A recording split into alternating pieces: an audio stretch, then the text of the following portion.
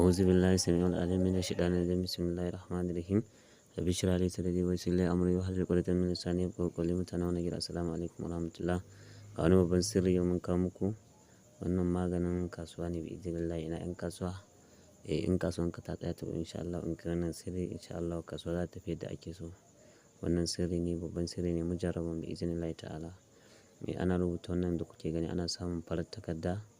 sai a rubuta shi kafa ɗaya ake rubutawa amma wajen rubutun gaskiya akwai shirɗa sosai sai ka samo ƙasan masallacin juma'a sannan ƙasar kasuwa sannan sai ƙasar gidan tururuwa in ka zo sai ka cakuɗe su guri guda ɗaya yawa sannan in ka tashi rubutun in ka zo annasin nan in ka rubuta kafin wurin ya bushe sai ka ɗebi wannan ƙasar sai ka farfaɗa a jikin wannan rubutun sai su bushe tare. To haka ake wannan rubutun shi wannan rubutun yana da ƙa'ida sosai ba kaman yadda kuke saba yin sauran rubututtuka bane ba amma kamar yadda kuke gani a jikin wannan takarda to haka za a rubuta shi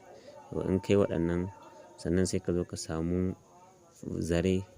irin na mutanen da wanda suke tsofi suke naɗawa zare dai na auduga normal zare ba wannan zare irin namu na yanzu ba farin zare na auduga sai ka zo ka nannaɗa wannan layar da shi sai ka samu sabuwar ƙwarya sai ka ɗora ta a sama in ka fahimci cewa farin wata ya fito sai ka ɗora ta a sama yawa sai farin wata ya daki wannan ƙwaryan to da safe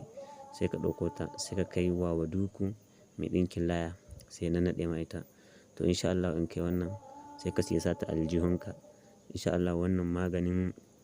kasuwa ne mujarrabin saboda an gwada shi wannan yana yi aiki sosai mutane ya kamata a gwada shi wannan babban sirri ne. To domin ƙarin bayani dai gane nan ba mun aje mutum zai tuntuɓa abin da bai gane ba sai a yi masa bayani yadda zai fahimta Allah samu